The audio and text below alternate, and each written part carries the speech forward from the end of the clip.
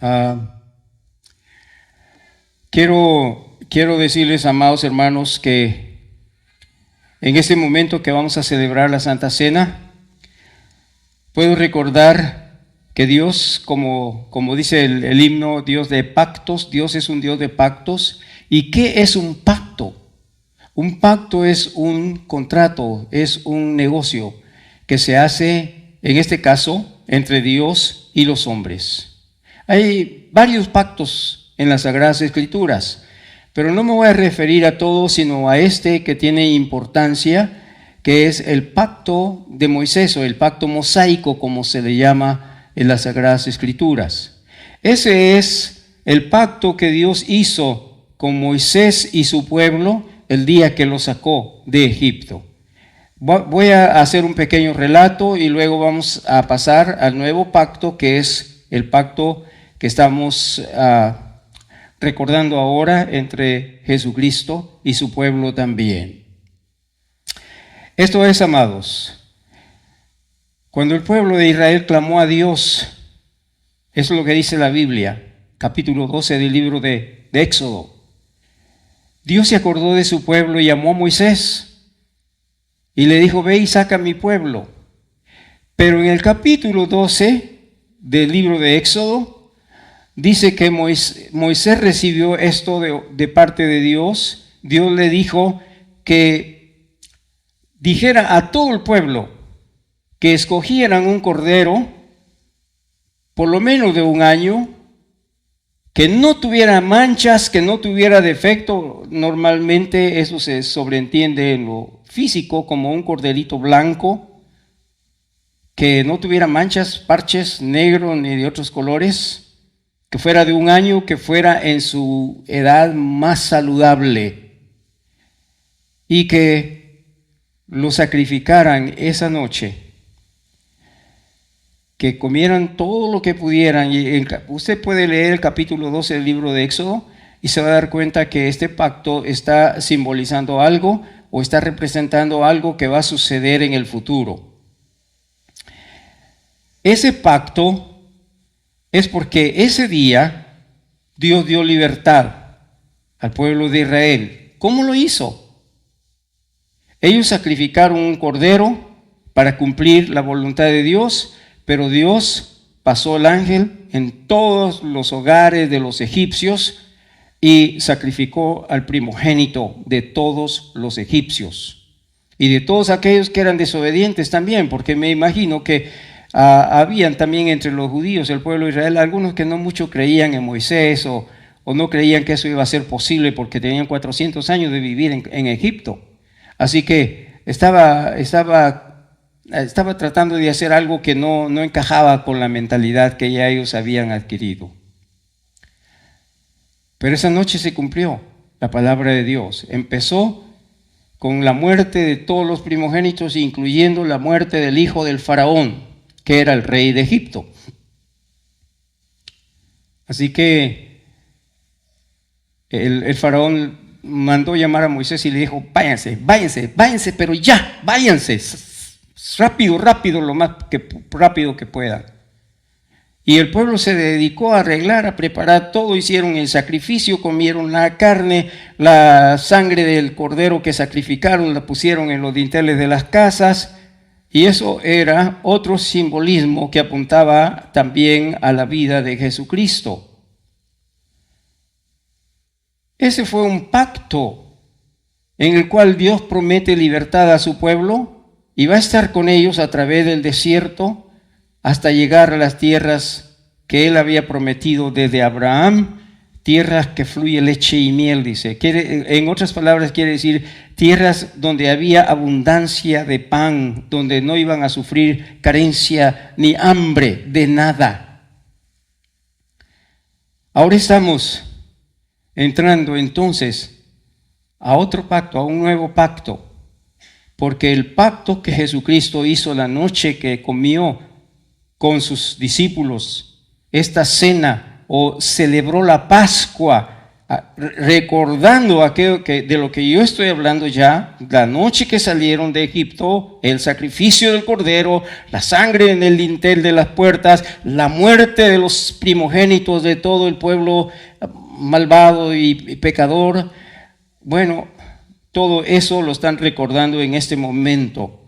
El atravesar el desierto con la ayuda de Dios, con una guianza de una nube que los cubría del sol ardiente del desierto en el día, y con una columna de fuego que los llevaba alumbrados para que cuando les tocaba que caminar día y noche no tuvieran tropiezo de nada.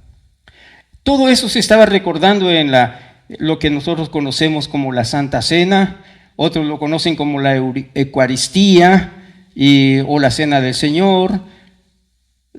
En este momento Jesucristo está recordando todo eso.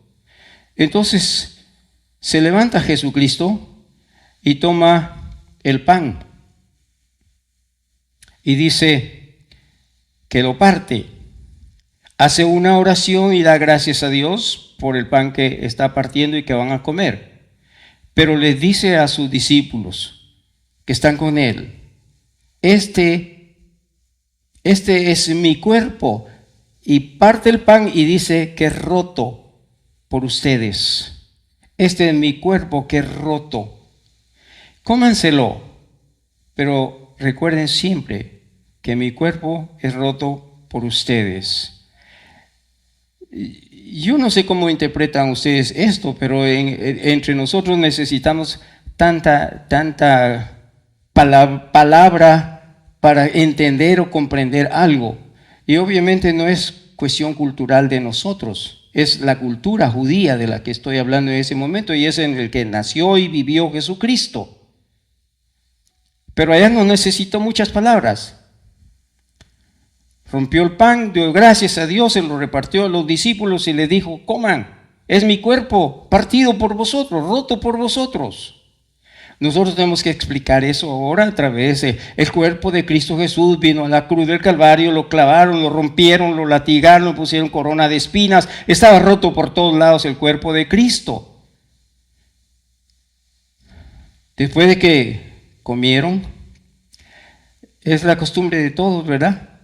Pues nosotros así también nos acostumbramos en Latinoamérica. Comemos nuestra comida y después tomamos nuestro refresco. Si es en la mañana, tomamos cafecito. Si es en el mediodía, un refresco. Si es en la tarde, otra vez café, después de que hemos comido.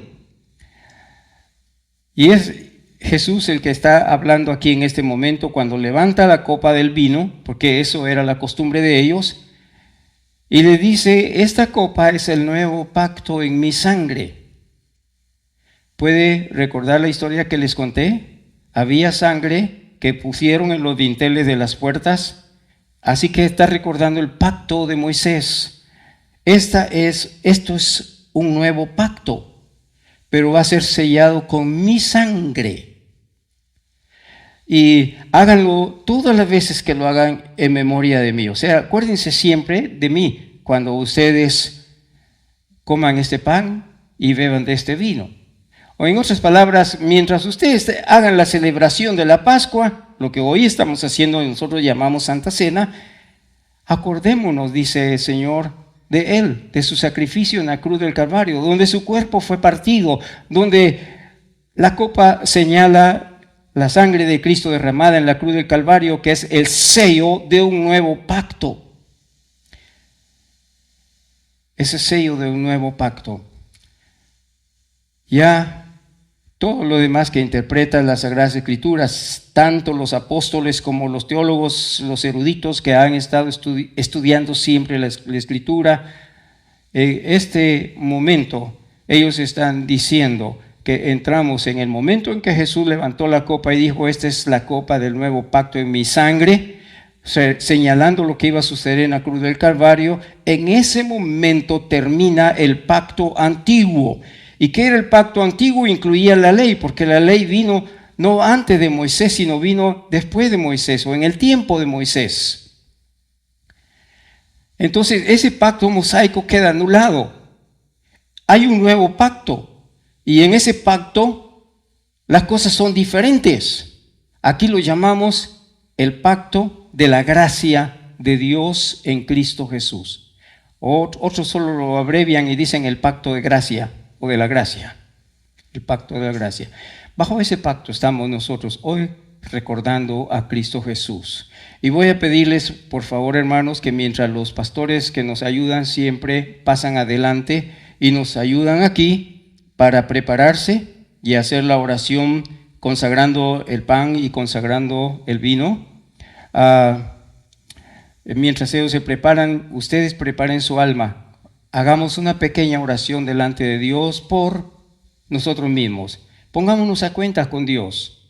Yo no he pecado, está bien. Entonces dígale a Dios, Señor, como yo no he pecado en esta semana, yo aquí estoy delante de ti, me presento y aquí estoy para celebrar este pacto nuevo de la gracia. Amoroso Señor, todopoderoso Dios, tu pueblo en este momento, clamamos ante ti, Señor, reconociendo que como humanos y viviendo en medio de una sociedad corrupta, muchas veces nos contaminamos y otras veces ni siquiera pensamos que estamos bien metidos en un asunto que no te agrada a ti. Así que nadie puede decir que no ha pecado. Y por eso, Señor, venimos ante ti diciendo, Padre, perdónanos. Límpianos, purifícanos, Señor. Queremos entrar a la celebración del nuevo pacto de la gracia con corazones puros, santos, que puedas verlos con tus ojos y que pueda alegrar tu corazón, Señor. ¿Cómo está tu iglesia delante de ti? Muchas gracias, Padre eterno, en el nombre precioso de Jesús. Muchas gracias, Señor Dios Todopoderoso.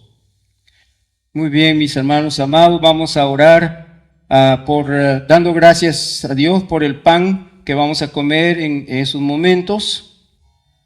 Le voy a pedir al pastor Leo, por favor, que dé gracias por el pan.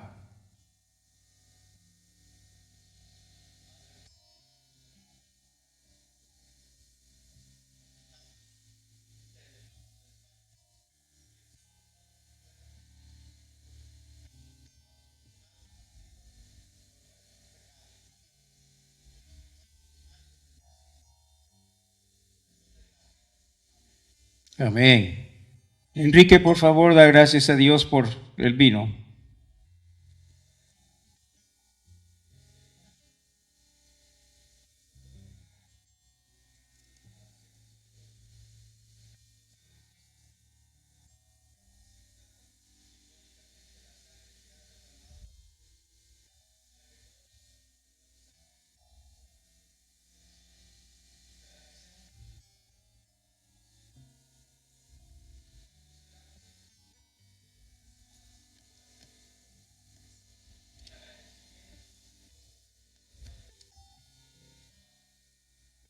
Amén.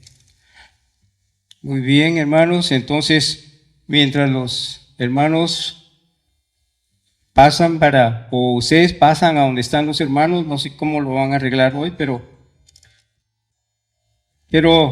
quiero hablar un poquito acerca de esto que les acabo de contar en el capítulo 13 de Corintios. Perdón.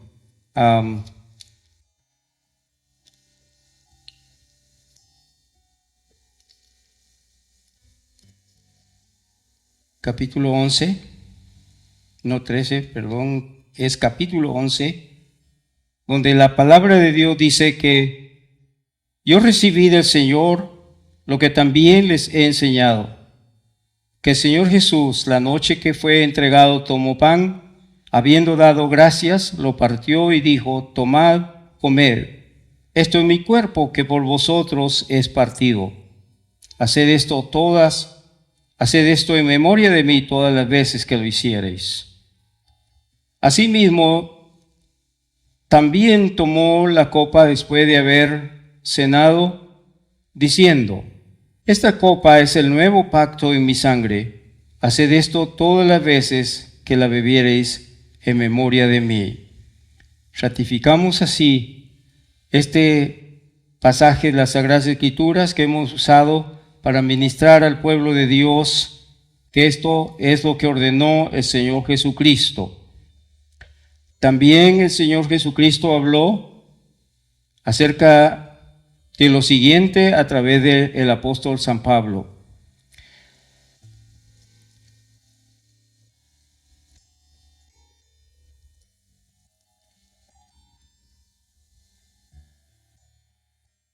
De manera que cualquiera que comiere de este pan o bebiere de esta copa del Señor indignamente, se hace culpable del cuerpo de nuestro Señor Jesucristo.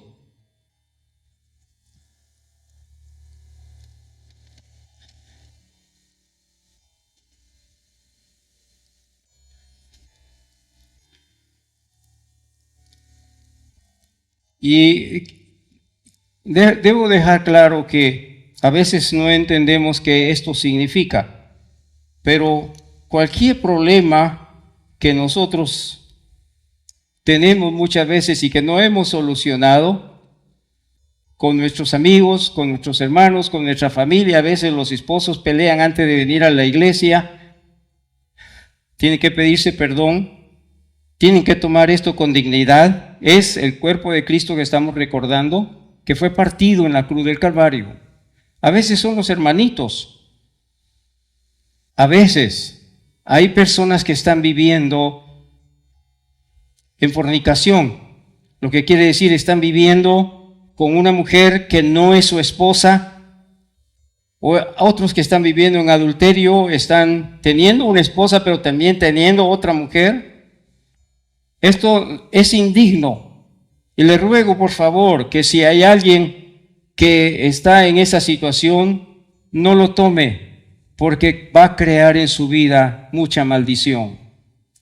Y esto es lo que dice la palabra de Dios. Si obedecemos fielmente la voz de Dios, las bendiciones de Dios nos seguirán, pero si la desobedecemos, las maldiciones de Dios vendrán sobre nosotros. Y esto se aplica aquí. Así que, hermanos, necesitamos ser claros en esto para dignificar nuestra vida delante de Dios a través de una vida como la acabamos de decir en nuestra oración delante de Dios. Perdóname mis pecados, limpia mi corazón. Y si usted está en una situación que tiene que romper, prométale a Dios que la va a romper, que no va a seguir en pecado, que va a mantenerse limpio delante del Señor. Otra vez leo de la palabra del Señor. La noche que fue entregado Jesús, tomó pan y habiendo dado gracias, lo partió y dijo: tomad y comed, esto es mi cuerpo que por vosotros es partido. Haced esto en memoria de mí todas las veces que lo hiciereis. Comamos.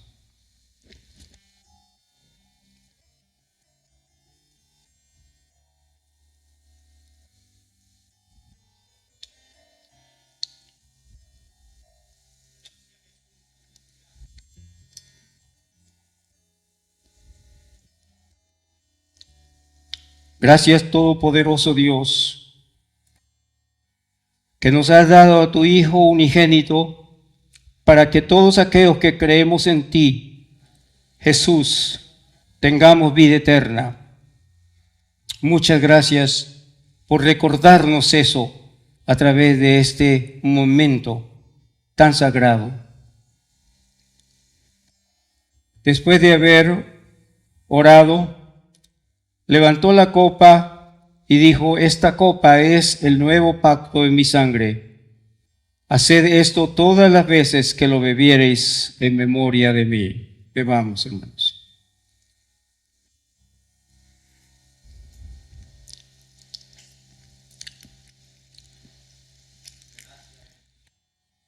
Todopoderoso Señor,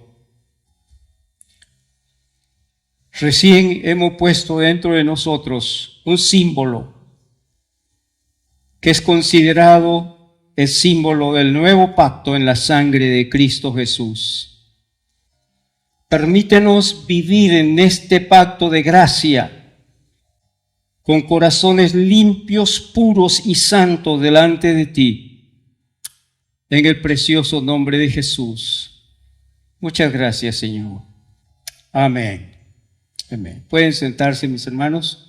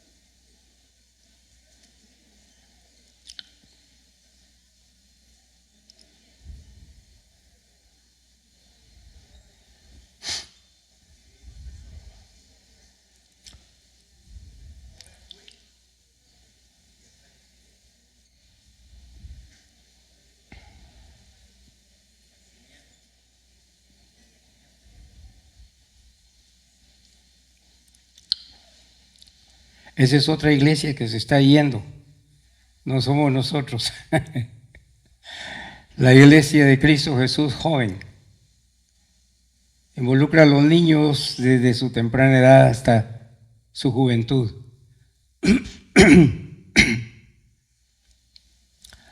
Estoy un poco afónico. Dice mi esposa que tengo algo de gripe. Yo no sé. Yo pienso que es alergia que me da siempre cuando hay frío o algo así.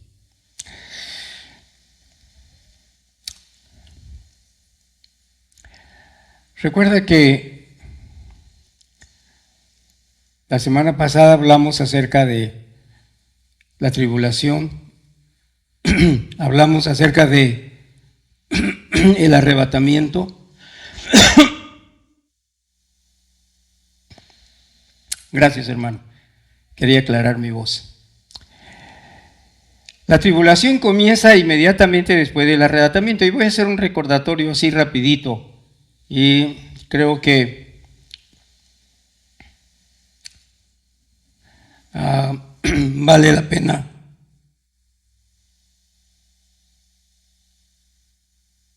Vale la pena leer lo que dice la palabra de Dios. He aquí os digo un misterio. No todos dormiremos, pero todos seremos transformados en un momento, en un abrir y cerrar de ojos, a la final trompeta. Porque se tocará la trompeta y los muertos serán resucitados incorruptibles. Nosotros seremos transformados porque es necesario que esto corruptible se vista de incorrupción y esto mortal se vista de inmortalidad. Este es parte del libro de Corintios, capítulo 15. Y está anunciando que va a venir un momento difícil, porque cuando Cristo Jesús venga y se lleve su iglesia, entonces va a comenzar una situación muy compleja. Aquí hay agüita, hermana. Bueno, gracias. Hizo, bueno, muy bien, gracias.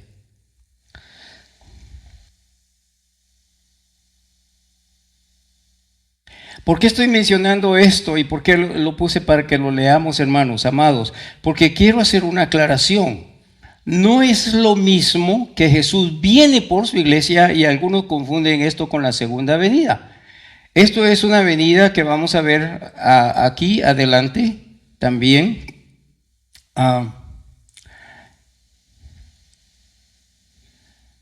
En la lectura que tenemos ahora,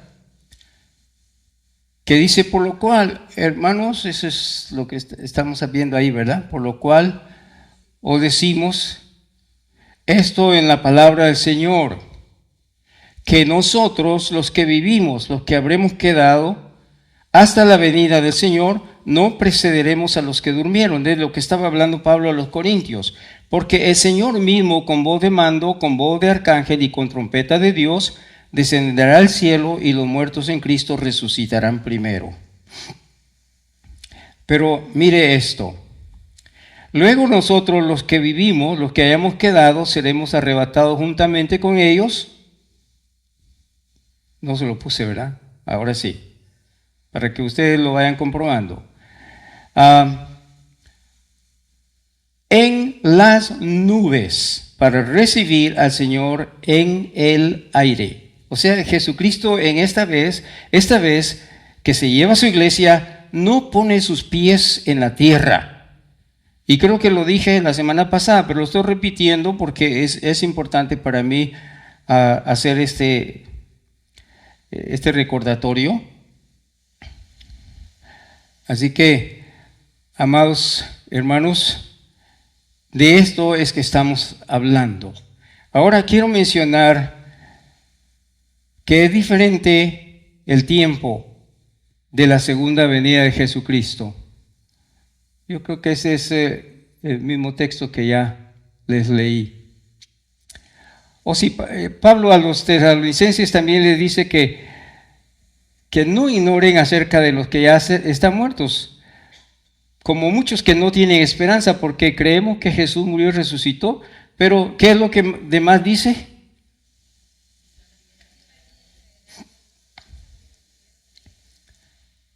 Ok, y quiero que tomen en cuenta eso, por eso lo puse en amarillo. Porque cuando Cristo Jesús venga en la segunda venida, Él va a traer a todos los que murieron en Cristo. Ahorita se está llevando su iglesia, y la iglesia es aquella gente, toda aquella gente que creyó en Cristo Jesús, y ahora se la está llevando, porque donde yo estoy quiero que también vosotros estéis, le dice el Señor Jesús en San Juan capítulo 14.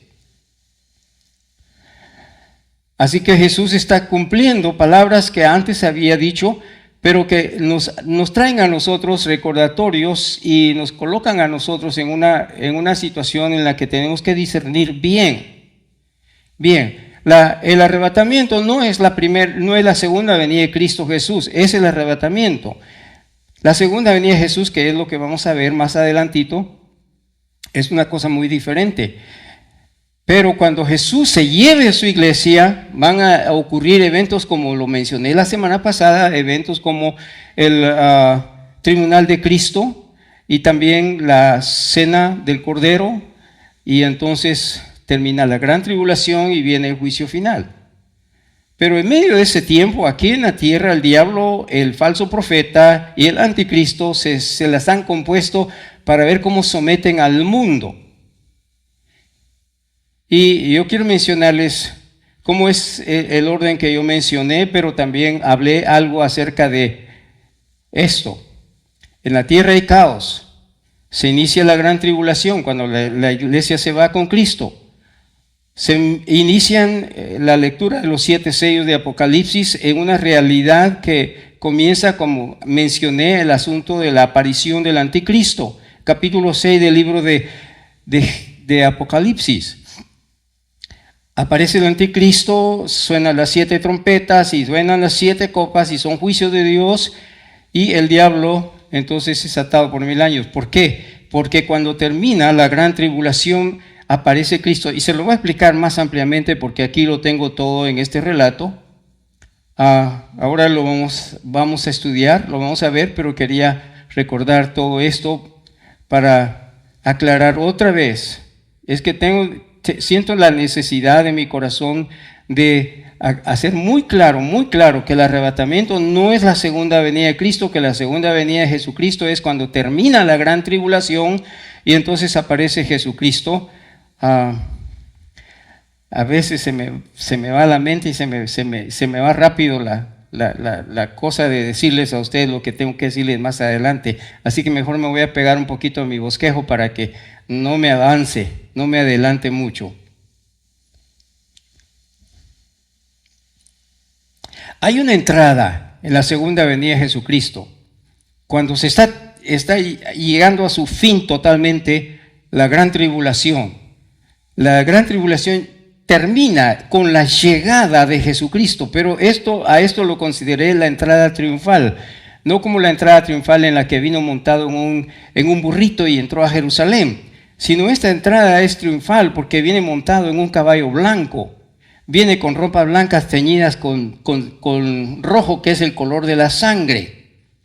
Y dice también la Biblia, creo que me estoy avanzando mucho, bueno, que Jesucristo viene rodeado de ángeles, ya lo mencioné. Viene a derrotar a los ejércitos enemigos, capítulo 19, versos 20-21, ya lo vamos a ver también. Y termina entonces,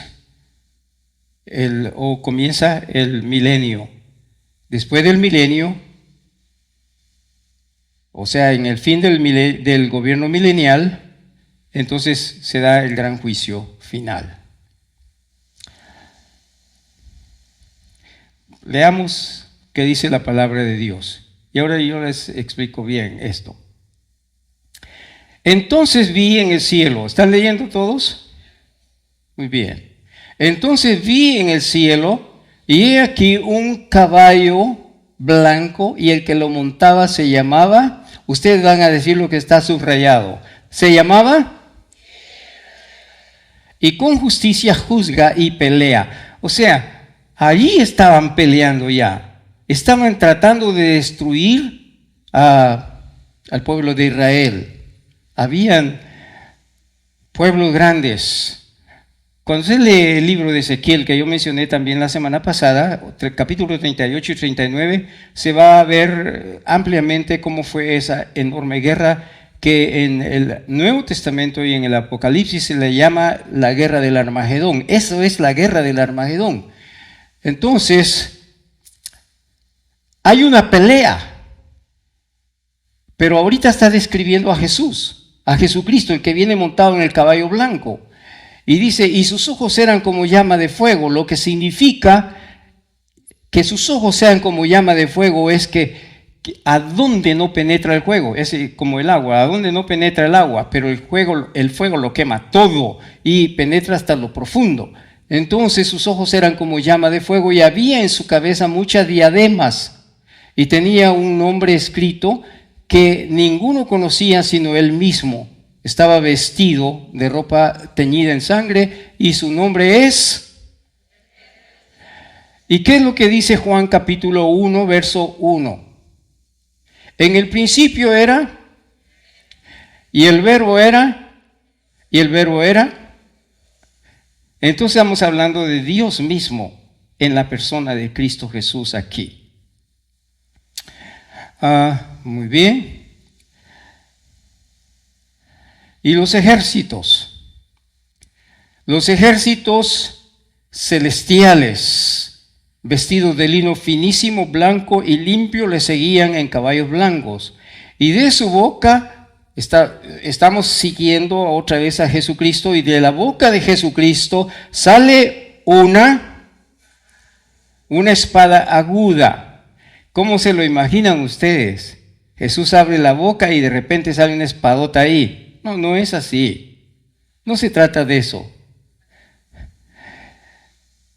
Cuando leemos en el libro de Efesios capítulo 6 y el verso, creo que es el verso 16 o 17, donde habla de la armadura del Espíritu, de la armadura del cristiano, perdón, la armadura de Dios dice el texto, pero la verdad es que es la armadura que Dios quiere ver en los cristianos. Esa armadura que Dios quiere ver en los cristianos de Efesios 6 dice que el cuerpo del soldado debe estar bien protegido. Y una de las cosas importantes es que de la cosa primera es el cincho. ¿Quién quiere probar el mío? Pase adelante. ¿El cinto de qué? El cinto de la verdad. La coraza de la justicia. el escudo de la fe, el casco de la salvación. Cuando los soldados pelean con los otros soldados enemigos y el soldado enemigo le tira la cabeza, el casco le protege de la espada que viene. Los pies calzados con el evangelio de la paz. Entonces, todo eso tiene una gran interpretación, pero también dice que debemos aplicar todo eso y hacer oración y ruego en el Señor Jesucristo. Y estaba describiendo mal Efesios 6, pero lo que estaba tratando de decir es que la espada del Espíritu en la palabra de Dios no es una espada literal, sino es la palabra de Dios que se menciona allí, la espada del Espíritu, la palabra de Dios, es la palabra de Dios. Es la palabra que usted lee en la Sagrada Escritura. Nosotros llamamos esto la Biblia. La Biblia quiere decir libros sagrados. ¿Y por qué son libros sagrados? Porque se consideran que Dios habló. Y por eso a esto se le conoce también como la espada del Espíritu. La espada del Espíritu entonces es, cuando dice aquí que el Señor los va a destruir con la espada de su boca, lo que está diciendo es que el Señor va a hablar una palabra y todos van a caer desmayados, muertos, destruidos. Eso es una situación que se da. Cuando Dios habla, cuando Dios usa su espada, Dios dice, sea la luz. No es la espada la que está blandiéndose por un lado y para otro, es la palabra de Dios que sale de su boca. Se le llama la espada del Espíritu. Cuando Dios dice, sepárese las aguas de las aguas, cuando Dios dice que se aparezca toda la hierba verde, cuando Dios crea los animales, todo lo está haciendo con su boca, con la palabra. La palabra es lo que está moviéndose, y por eso cuando usted lee el verbo, porque también en el libro de Génesis, cuando está hablando en el hebreo la palabra Bereshit, que es la palabra que quiere decir el principio de, se menciona que era Elohim, la palabra que dice creó Dios. Elohim quiere decir dioses, quiere decir el Padre, el Hijo y el Espíritu Santo. No son tres dioses, es un solo Dios, pero en el hebreo se entiende perfectamente bien que no hay tres dioses. Pero para nosotros entenderlo se nos habla que esa palabra significa Dios el Padre, Dios el Hijo y Dios el Espíritu Santo. Entonces es el verbo, la misma palabra que se usa en el hebreo, la palabra que se usa en el griego y la palabra en español que se traduce de los dos, la palabra acción, palabra, discurso, planteamiento, estudio. Así que cuando estamos hablando de Jesucristo como el verbo, estamos hablando como Jesucristo como la palabra de Dios, hecha carne. Y vimos, dice el libro de San Juan, el capítulo 1, verso 14, y aquel verbo fue hecho carne, y vimos su gloria como la gloria del único Hijo de Dios. El verbo fue hecho carne, la palabra fue hecha carne, la voz de Dios fue hecha carne. El cielo y la tierra pasarán, dijo Jesús a los discípulos cuando estaba hablando en Mateo 24. Pero mis palabras, ¿por qué? Porque la palabra de Dios está en Él y las palabras que Jesús habla son la palabra de Dios, es el verbo de Dios. Muy bien. Así que de su boca sale una espada aguda para herir con ella a las naciones, y las regirá con vara de hierro, y él pisa el lagar del vino, del furor y de la ira de Dios Todopoderoso. Y en su vestidura y en su muslo tiene escrito este nombre: que es Rey de Reyes y Señor de Señores. Muy bien. Tengo que explicar algo más aquí. Este texto es muy clave para entender que ese es el momento en que se terminó la gran tribulación y que se inicia el gobierno milenial, o el milenio como lo conocen muchas personas. Algunas personas no creen en esto. Hay incluso teólogos que no creen en esto, no creen que el arrebatamiento va a ser antes, sino dicen que el arrebatamiento va a ser después de la gran tribulación. Otras personas dicen que va a ser en medio, cuando los primeros 3 años de la gran tribulación se terminen, entonces viene el arrebatamiento y después siguen los otros 3 años y medio. Eso no es claro en las Sagradas Escrituras. Lo que es claro es lo que estoy leyendo aquí, por eso estoy usando la misma Biblia. No estoy usando mi conocimiento, claro, pero estoy usando la misma palabra de Dios porque no tiene contradicción la palabra de Dios. ¿Quiénes somos nosotros para contradecir la palabra de Dios? Entonces, dice, y Él regirá con vara de hierro. O sea, en otras palabras, comienza el gobierno milenial, comienza el gobierno de Cristo. Y también dice, pisa el lagar del vino del furor de la ira de Dios Todopoderoso. O sea, ya se paró en el lugar donde Dios está ejecutando sus juicios finales. Así que aquí tenemos 2 cosas importantísimas también. En el verso anterior hablamos de Jesucristo como el verbo de Dios, pero ahora estamos hablando de que el nombre de Jesucristo es Rey de Reyes y Señor de Señores. Aunque el pasaje parece que tiene una contradicción, usted va a ver que no hay una contradicción aquí, donde dice que su nombre es Rey de Reyes y Señor de Señores.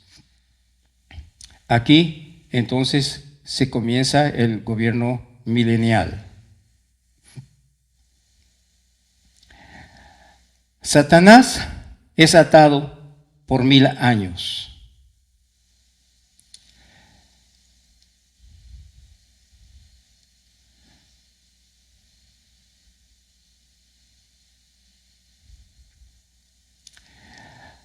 Otra cosa que quiero mencionar es esto, que no lo había mencionado antes, pero que ahora lo quiero mencionar. En el libro de Corintios, en el capítulo 9, creo que dice, sí, en el capítulo 9, donde está hablando acerca de el litigio contra los creyentes. Pablo está hablándole por medio de una carta a los corintios y les está diciendo, porque ustedes llevan a la corte a los propios hermanos. Eso no es correcto. Los problemas de la iglesia se resuelven adentro de la iglesia. Para eso están los ancianos de la iglesia. Llámenlos y formen ese comité de disciplina y que ellos los instruyan y observen y también investiguen qué de razón hay en este pleito, quién es el que tiene la razón, quién no tiene la razón, y ellos dirigen el asunto y lo llevan a un final feliz.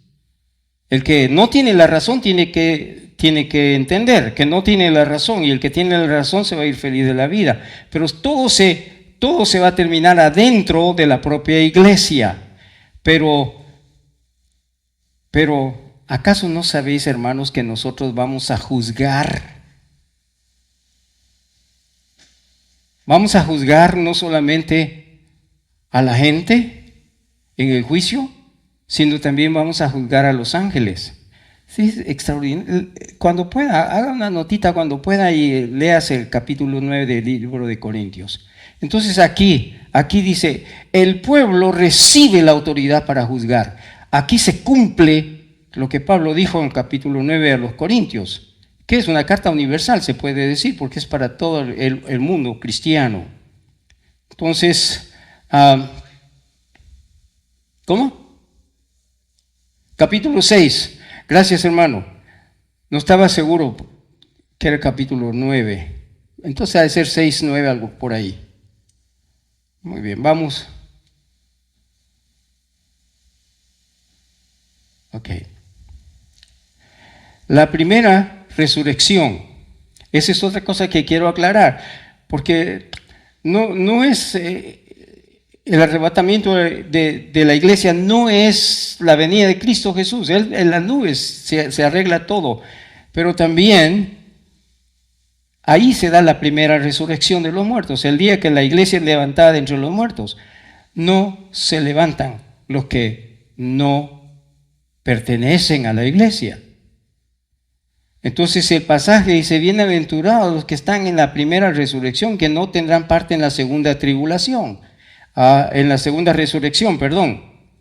En la primera resurrección, ¿qué va a pasar después de la primera resurrección? Que es cuando Cristo arrebata a su iglesia. ¿Qué es la primera cosa que sucede? La iglesia va a pasar a lo que le llamamos, y yo lo expliqué la semana pasada, el tribunal de Cristo. ¿Están conmigo, hermanos? El tribunal de Cristo no es para hacer un juicio, para mandar a unos al infierno y para mandar a otros al cielo. Es para dar a cada uno según sea su obra. Y eso es importante entenderlo, porque muchas veces también esto se tuerce.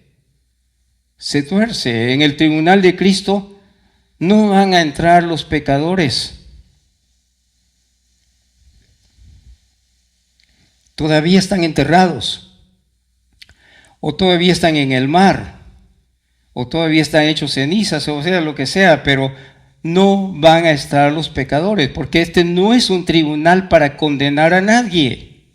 Este es un tribunal para darle a cada quien una recompensa a la que tiene derecho de acuerdo a la justicia divina.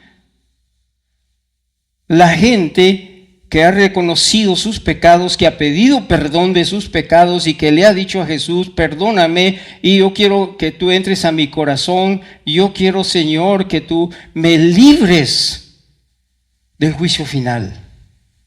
Y aunque no me den nada en la primera resurrección, en el tribunal de Cristo Jesús, aunque no me dieran nada, con solo hecho que me tienen allí, ya con solo el hecho de que ya me tienen allí, ya eso es más que suficiente. ¿Es cierto?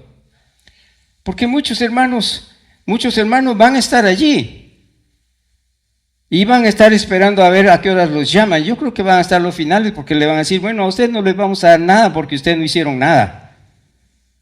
Pero como dijo Pablo cuando dijo que él, si fuera posible, él quisiera dar su vida por su pueblo, ¿verdad? Aunque mi cuerpo sea destruido, yo quisiera dar la vida por mi pueblo, etcétera, etcétera. O sea, en otras palabras, estaba diciendo que aunque yo no me saque nada, aunque yo no gane nada, pero que por lo menos mi pueblo se salve.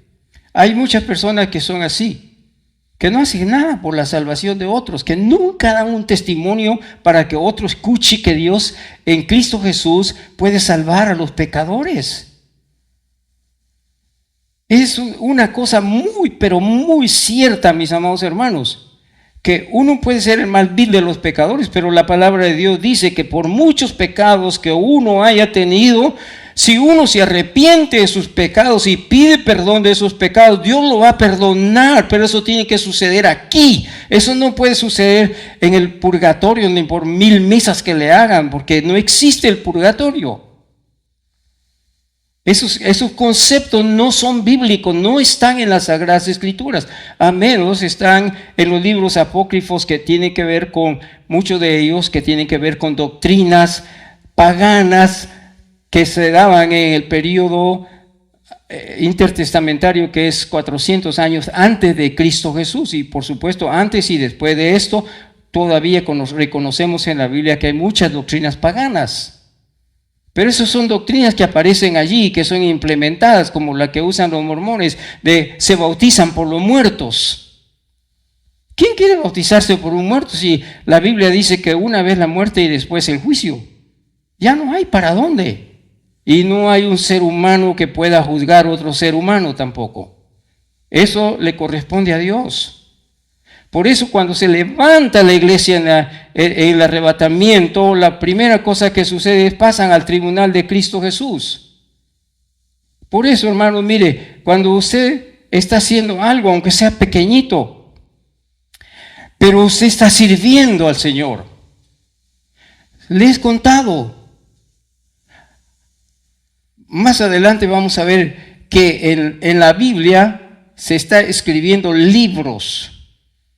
En el cielo se están escribiendo libros, eso es lo que dice la Biblia. Libros donde aparece todo lo que usted hace. Todito lo que usted hace. Pero no dice que esto va a suceder en el tribunal de Cristo. En el tribunal de Cristo Jesús no se van a abrir libros. Eso es lo que veo en la Biblia y está tratando de buscar si hay libros en el tribunal de Cristo y no lo hay. Pero Jesucristo va a hablar de cuestiones que son importantes, de lo que uno hizo, de lo que dejó de hacer y que no son las razones por las cuales te van a mandar al infierno, sino son las razones por las cuales te van a dar una recompensa. ¿Está claro eso de la recompensa? ¿Para quién es la recompensa? Para los que hicieron algo. Ahora, ¿cómo es que muchas personas dicen que no es por obras para que nadie se salve? Sí, es verdad, es por la sangre de Cristo, es por la salvación, la muerte de Cristo Jesús en la cruz. Él venció el poder del pecado en la cruz del Calvario. Nosotros fuimos a la cruz de Cristo, ahí pedimos perdón, nos arrepentimos y somos salvos por Cristo Jesús. Eso es una gran verdad, pero la consecuencia, o sea, lo que viene después de nuestra salvación, como gratitud a Dios, es servirle en alguna manera. Y el servicio cuenta delante de Dios. Por eso cuando Jesucristo está hablando en Mateo 25 y dice, tuve sed y no me diste de beber, no es que Jesucristo está allí delante de usted diciéndole, mira, tengo sed y dame una botellita de agua salvavidas. Tuve hambre, me diste de comer. Pero a los otros les va a decir, no, para nada. Yo tuve sed. Pero si nunca te vimos, claro, como nunca me vieron porque nunca vieron a aquellos mis pequeñitos, en ellos estaba yo. En ellos yo mostré mi hambre, en ellos yo mostré que estaba enfermo, en ellos yo mostré que tenía necesidad de una palabra de ánimo, de aliento. No me diste nada, no serviste para nada.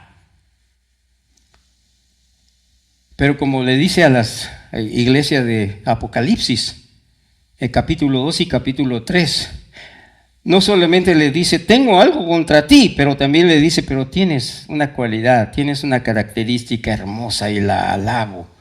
En otras palabras, eso es lo que dice Jesucristo cuando señala que todavía rechazas a los malos, todavía te mantienes firme, todavía estás fiel, todavía no me has rechazado, no me has abandonado, todas esas cosas que le dice a las iglesias allí. Las iglesias, y esta es una iglesia de Cristo Jesús. Así que usted tiene que buscar ver qué hace para servir a Jesucristo en alguna manera y aunque sea algo pequeñito, pero sírvale, porque si usted no le sirve, tampoco no espere recibir una recompensa en el reino de los cielos cuando sea el tribunal de Cristo. Pero va a ver usted cómo avanzamos. En la segunda resurrección la cosa es diferente.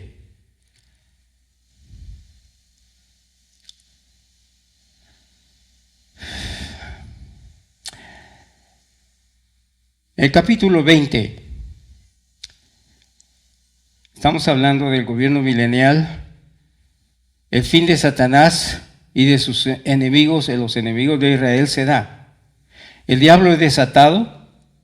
Después de 1000 años encarcelado y encadenado, el diablo es desatado, se le da el permiso para salir y dice la Biblia que sale para engañar a las naciones. Y muchas naciones sí son engañadas, porque muchas naciones, aunque estaban sometidos a Cristo, aunque sabían que la paz en el mundo era una paz real, aunque sabía que se había terminado la delincuencia, que ya no había más ladrones, que ya no había más secuestradores, que ya no había más drogas, que ya no había más vicios de ninguna clase, todavía no están conformes. Y eso son mentes abiertas para que Satanás las engañe. Y especialmente la gente que tiene una ambición de acumular fichas, de acumular dinero. No les importa tanto la moral o los principios divinos, no les importa tanto los valores humanos. Les importa más el dinero que cualquier otra cosa. Fáciles de caer en la tentación. Mire, el poder, por ejemplo, las guerras que estamos viendo ahorita, ¿qué es lo que el mundo se da cuenta que está pasando entre Rusia y Ucrania? ¿Una guerra entre ellos solos? No, es una guerra porque cayendo uno, cae el segundo y cae el tercero y cae el cuarto y al final de cuentas parece otro Hitler. Va a ir votando país tras país, tras país, tras país, hasta que quiera gobernar el mundo un solo hombre. Y eso sí va a suceder en el periodo del anticristo. Por eso es que todas estas cosas son como preparativos para la mente del mundo, para que ya no extrañen las cosas que van a pasar. Es como eso de los platillos voladores y toda esa cosa. Sí, y todo eso también lo prepara Satanás. ¿Por qué? Porque quiere engañar a las naciones, para que cuando venga el rapto o el arrebatamiento de la iglesia digan, los seres extraterrestres vinieron y secuestraron a mucha gente del mundo, y por eso ese caos en el mundo. Cuando se está terminando el milenio, Satanás sale a engañar a las naciones. ¿Y qué sucede cuando todas las naciones se juntan para pelear con Cristo? Eso no es la guerra del Armagedón. La guerra del Armagedón es cuando comienza el milenio. Pero esto no es la guerra del Armagedón, porque aquí no hay una guerra. Aquí hay toda una preparación de naciones para pelear, y ya no van a pelear contra Israel, sino contra Cristo mismo, porque es el gobierno de Cristo Jesús el que quieren destruir. ¿Y dónde está gobernando Jesucristo? Desde su trono lo tiene en el Monte de los Olivos, en Israel. Se juntan las naciones, y ¿qué es lo que dice la palabra de Dios? Que Dios hará descender fuego del cielo y los destruirá a todos. No hay una guerra. Aquí se planea una guerra, se preparan para la guerra, y antes de que comiencen son destruidos. Y aquí se termina la maldad. Pero en ese momento, pásenme a Satanás. Lo atan y lo lanzan con fuerza, ya no al abismo donde estaba atado por 1000 años, ahora sí va al lago que arde con fuego eterno. Y todos sus seguidores. En el capítulo 19 del libro de Apocalipsis dice que el falso profeta y el anticristo son atados y lanzados al infierno. Pero aquí es Satanás echado al infierno y todos sus seguidores, los enemigos de Dios y de Cristo Jesús. Ahora sí, el juicio final. Y vi un gran trono blanco y al que estaba sentado en él, delante del cual huyeron la tierra y el cielo, y ningún lugar se encontró para ellos. ¿Qué dirán los testigos de Jehová? Bueno, tiene que sacar estos pasajes de la Biblia. Tiene que anularlos, porque frente a eso ellos no pueden decir que aquí en la tierra es donde todo va a ser purificado por el fuego, y que aquí es donde vamos a heredar la tierra, y que aquí vamos a vivir felices en el mundo. Eso es lo que dicen los testigos de Jehová, pero ¿qué dice la Biblia? Y si usted lee más adelante en el capítulo 21, dice, y la tierra y el sol ya no existían más. Así que la tierra tiene que huir, y el cielo. Cuando habla del cielo está hablando de nuestro sistema solar. Nuestro sistema solar tiene muchos planetas. Es parte de una galaxia, y esa galaxia es parte de un sistema galáctico en el cielo infinito. Pero es probable que todo nuestro sistema solar desaparezca. Ahora bien, voy a explicar esto usando un pensamiento científico desde Alberto Einstein y luego los demás científicos, y hoy, en este tiempo en el que estamos viviendo, es más claro que nunca. Usted lo habrá oído mencionar, los famosos hoyos negros en el espacio.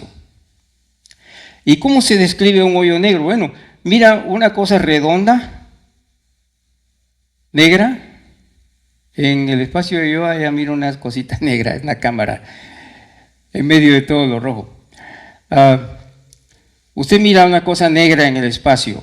Los pueden ver con los lentes largavistas, los grandes y poderosos lentes que tienen, lo pueden ver.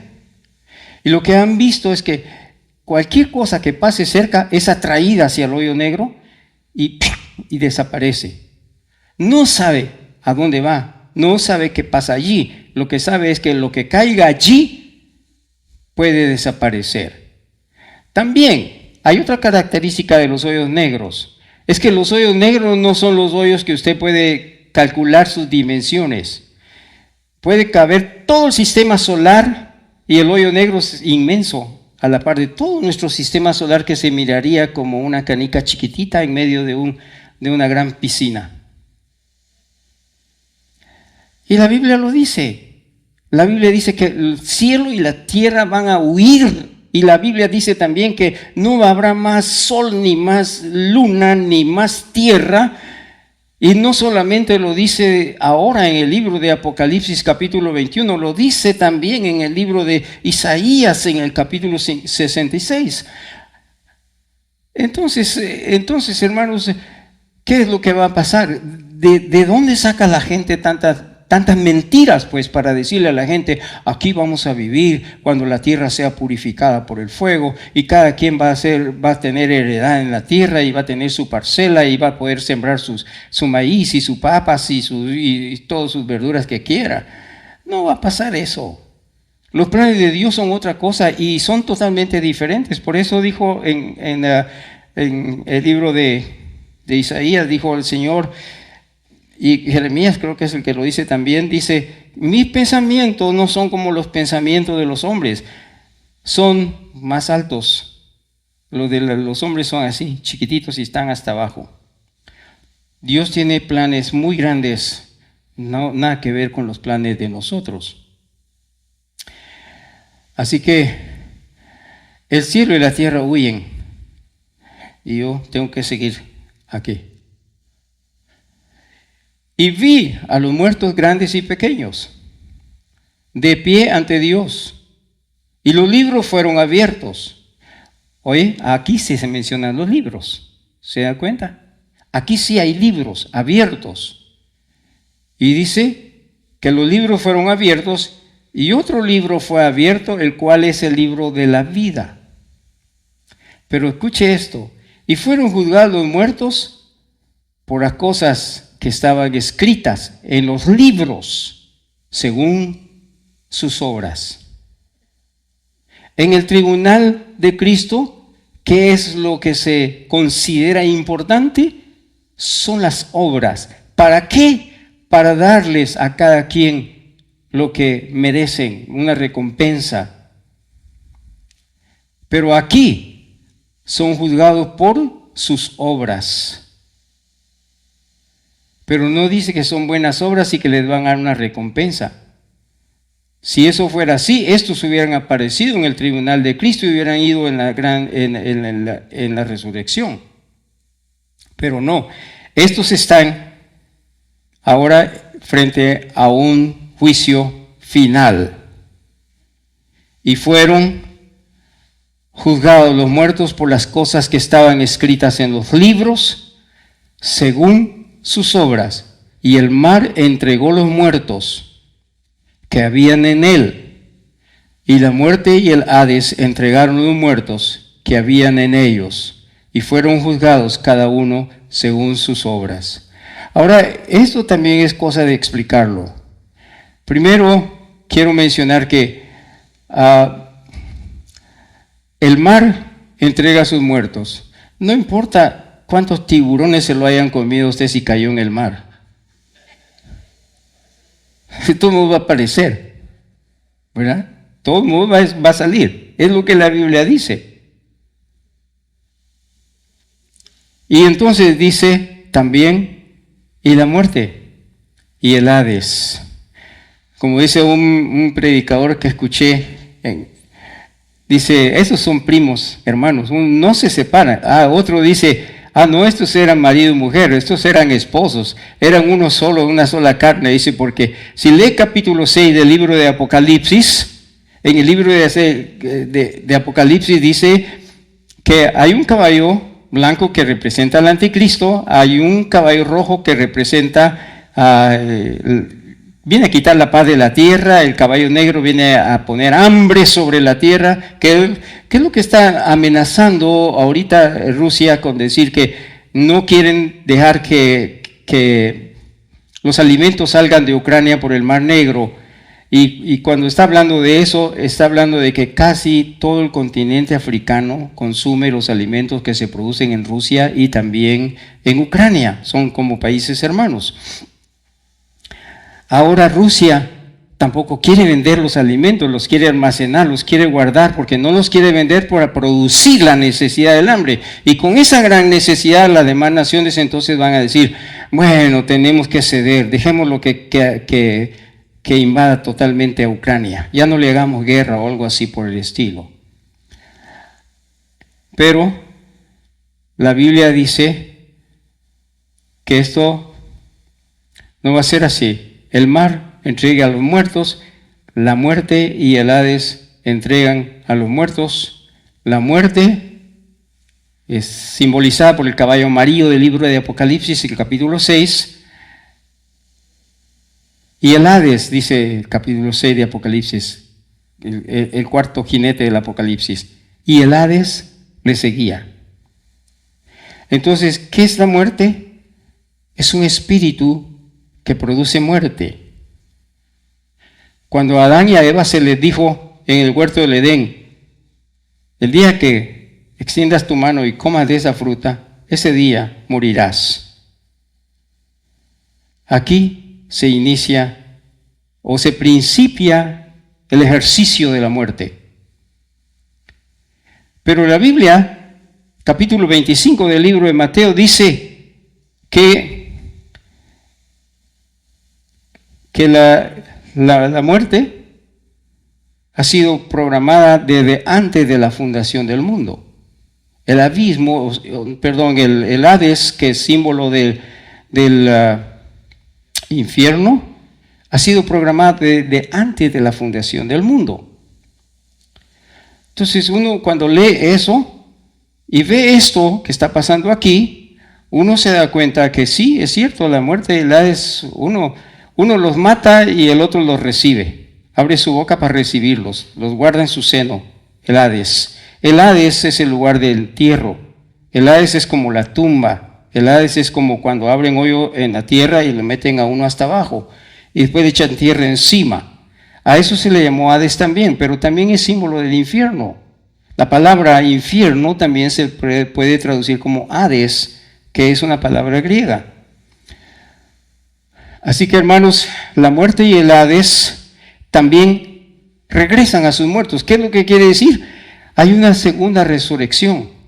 Así como la primera resurrección en el arrebatamiento, ahora hay una segunda resurrección, aparecen los muertos para ser juzgados. Ese es el juicio final. Hace que aparezcan los que murieron en pecado y en maldad y tienen que presentarse ante el juez eterno. ¿Por qué? Porque eso es correcto. En la justicia de Dios tiene que haber un juicio. Entonces, se me olvidó esto. Y el mar entregó a los muertos que habían en él, y la muerte y el Hades entregaron los muertos que habían en ellos, y fueron juzgados cada uno según sus obras. Se confundió el dedo y no puso un espacio entre según sus obras. Y la muerte y el Hades fueron lanzados al fuego, al lago de fuego. Esta es la muerte segunda. no solamente había una segunda resurrección, había una segunda muerte también. Y el que no se halló escrito o inscrito en el libro de la vida fue lanzado al lago de fuego. ¿Por qué hay un libro de la vida entre los libros de los muertos? ¿Por qué? Le explico. Porque cuando el arrebatamiento se da y el caos se inicia en la tierra, los judíos se dan cuenta que su Mesías llegó, aunque son engañados porque es el falso, el anticristo. Entonces los judíos comienzan a darse cuenta y a recibir a Cristo Jesús, que aparentemente es el anticristo, pero es en contra de Cristo. Ellos creen que es su Cristo, que es su Mesías. Se convierten por miles, por millones. Hay 144,000, o sea, 12,000 de cada una de las tribus. Y no es como dicen los testigos de Jehová, o si usted se convierte en testigo de Jehová, usted ya entra a la cuenta de los 144,000. Puro cuento, pura mentira. ¿De dónde sacaron eso? Si la Biblia dice aquí en el capítulo 7 que hay de Apocalipsis, que hay 144,000 que pertenecen a 12,000 de cada tribu, y menciona los nombres de las tribus, las 12 tribus de Israel, y estos se levantan para ir por todas partes del mundo anunciando que ya vino el Mesías. Hay mucha gente que se convierte.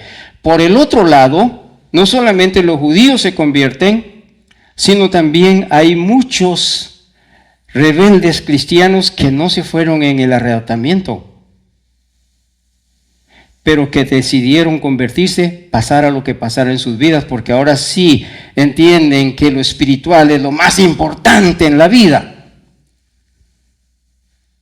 No son las modas, no son las fiestas, no son los ídolos que van a ver a los grandes salones, no son, todas las cosas que en el mundo hay.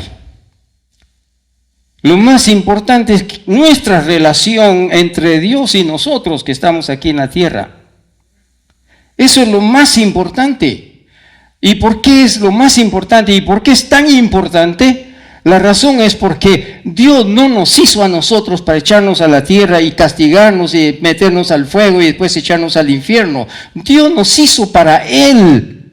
Si usted quiere entender esto, lea capítulo 1 nada más del libro de Efesios y se va a dar cuenta cuál es el objetivo, cuál es el propósito principal de Dios. Dios nos hizo para Él, para la alabanza de su gloria. Entonces, si Dios nos hizo para Él, entonces Dios no quiere que estemos aquí. Es por eso que cuando estos que se quedan en la gran tribulación, que no se van en el arrebatamiento, se dan cuenta, se convierten, muchos de ellos se van a convertir. Se van a convertir y para ellos también va a haber salvación. Pero está dentro del paquete de la gran tribulación, igual que los judíos.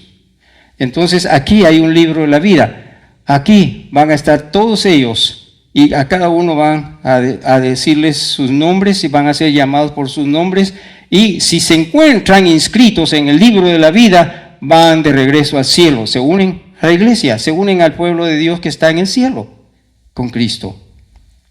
De hecho, después del capítulo 21, del capítulo 20, el capítulo 21 nos habla acerca de la Nueva Jerusalén.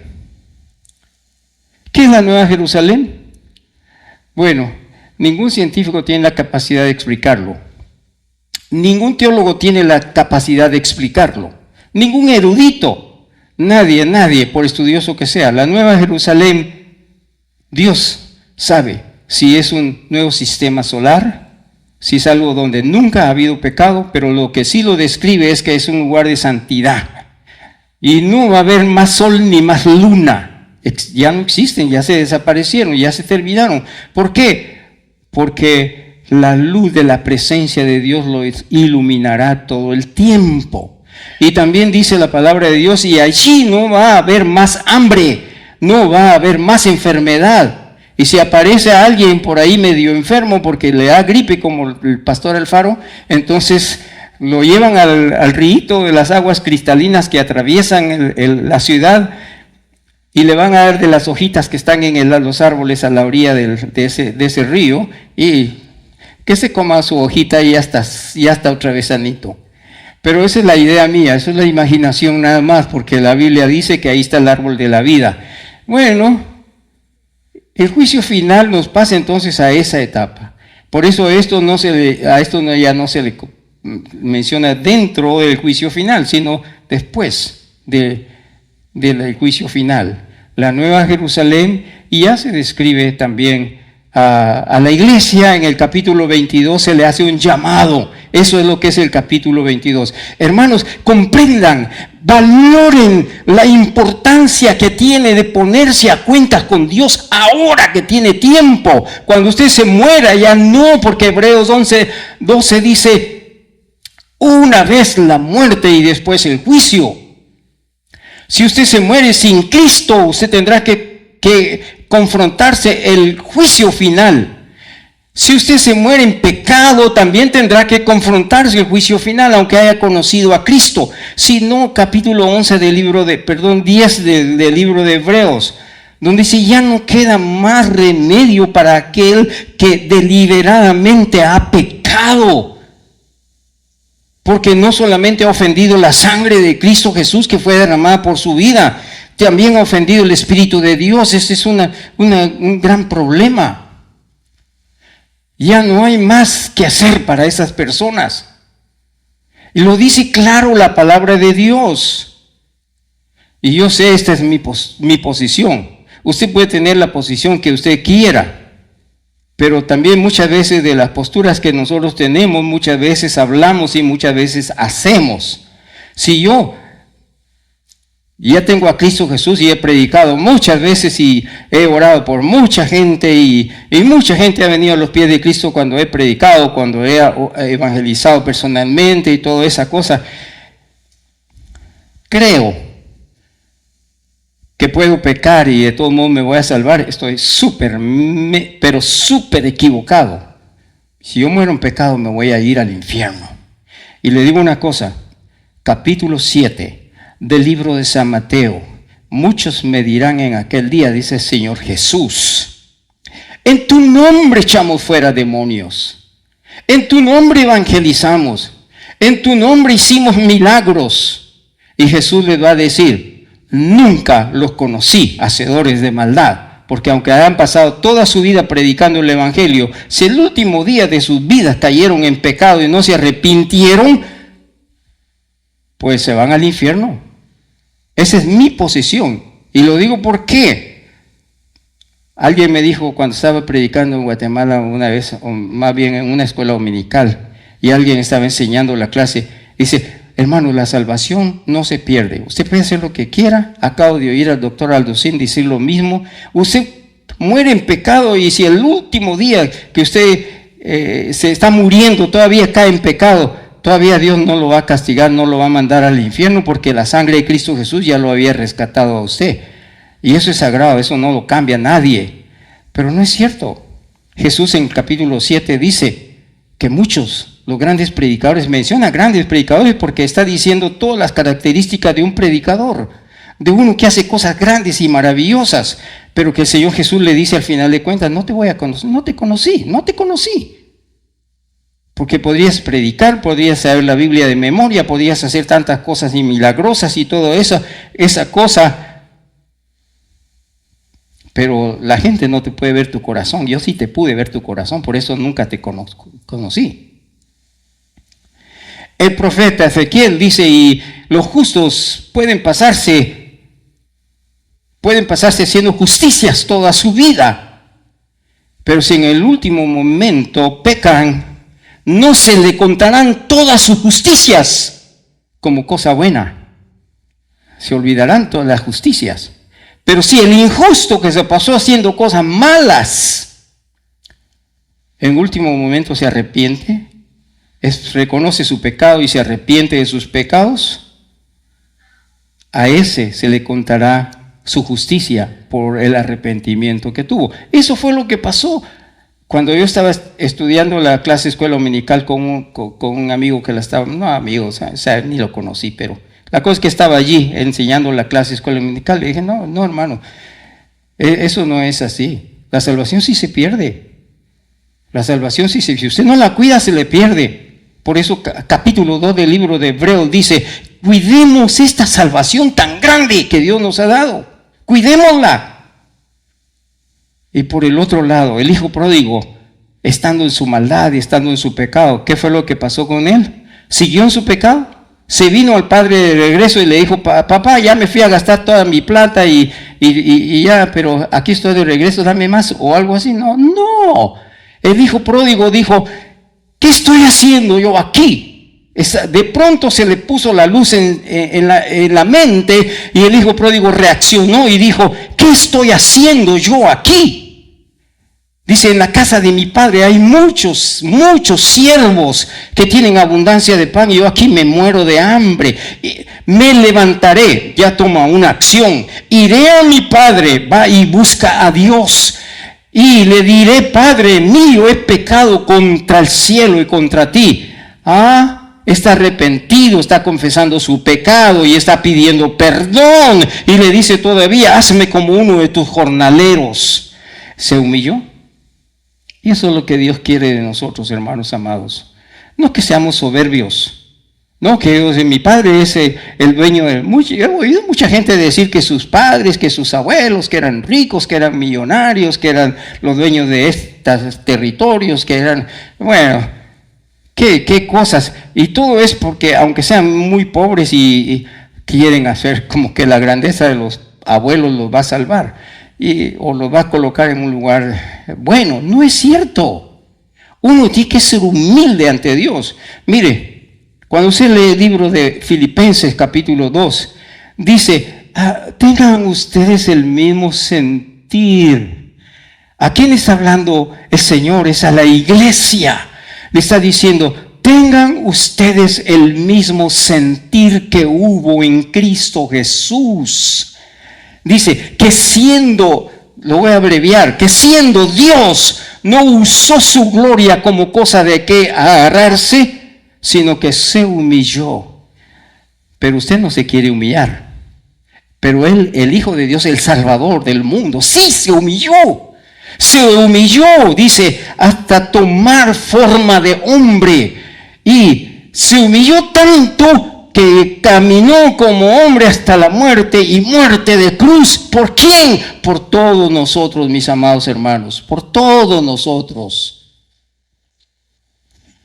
Así que sea humilde. Sea humilde. No considere nunca que lo que usted piensa es lo mejor de la vida. Usted no es Dios. Nunca se pare frente a Dios a decirle, mira, Señor, yo no sé por qué a mí me está pasando todo esto. Si yo nunca le he hecho daño a nadie, si yo no aquí, si yo no allá, no se justifique ante Dios. Porque Dios es el que tiene la palabra de la justicia en su mano. Él es el que hace la justicia. Nosotros nunca nos vamos a justificar, ni nunca podemos hacer justicia para nadie tampoco. Es Dios que lo hace. Ahora, otra vez, ¿a dónde quiere ir? ¿Al arrebatamiento? ¿A ser transformado en un momento, en un abrir y cerrar de ojos? ¿O quiere esperar al juicio final? Usted toma la decisión. Salud.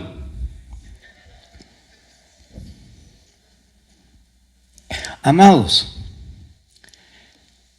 no sé si hay más, pero sí, lo último que vimos allá no, aquí estaba. Y la muerte y el Hades fueron lanzados al fuego eterno.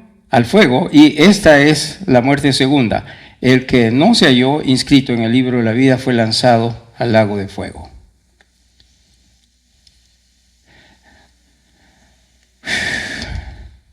Gracias a Dios por haber conocido a Jesucristo. Hermanos, no vamos a arrepentir nunca de eso. Si esto fuera todo, qué desastre de verdad.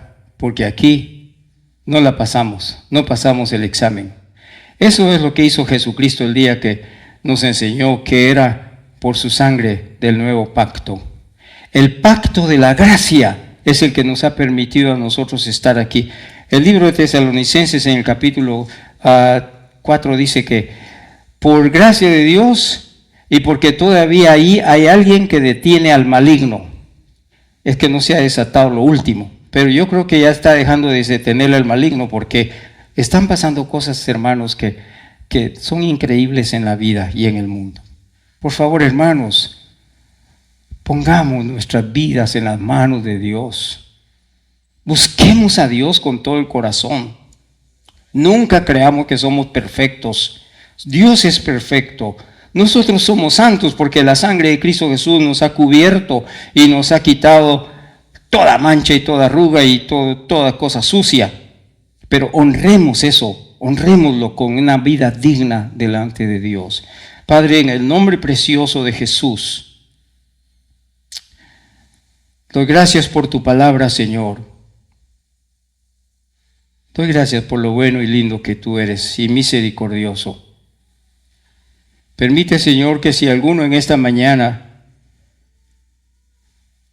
se arrepiente de sus pecados, entrega su vida a ti, Padre eterno, sea perdonado, limpiado y preparado, Señor, para las cosas que vienen, donde tu presencia estará allí para ayudarle.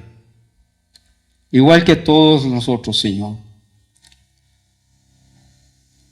Permite sentir un espíritu de humildad para poderse arrepentir y pedir perdón.